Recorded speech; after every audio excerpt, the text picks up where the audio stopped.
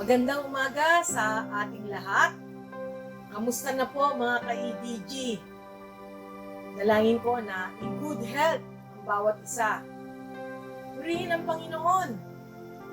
Napakaganda ng kanyang salita na nais niyang ibahagi sa atin. Lalong-lalo na sa mga ama at mga ama na namumuno sa isang iglesia.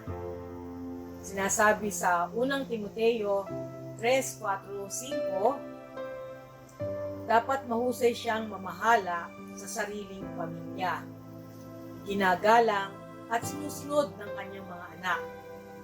Sapagkat paano siya makakapangasiwa ng maayos sa iglesia ng Diyos kung hindi siya mapamahalaan ang sarili niyang pamilya. Binigyan ko po ng title ang aking devotion na A Good Leader.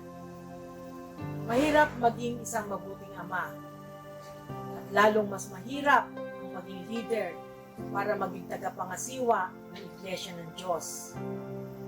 Maraming qualification na kailangan makita sa isang tagapangasiwa ng isang iglesia. At makikita natin ang mga ito from verse 1 to verse 3. Dapat nandun na naghahangad siya ng mabuting gawain. Wala siyang kapintasan at may kakayanang magturo. He must manage his own household. His children should respect and submissive to him. He should be a right example to his children, and he should have a right attitude. Sa verse 4 and 5, ipinapakita dito ang mga batayan kung paano pipiliin ang magiging leader ng isang iglesia. Sapagkat paano siya makakapangasiwa ng maayos sa iglesia ng Diyos kung hindi siya mapamahalaan ang sarili niyang pamilya. Being husband and a father is the most significant leadership challenge we will ever encounter as leading the church.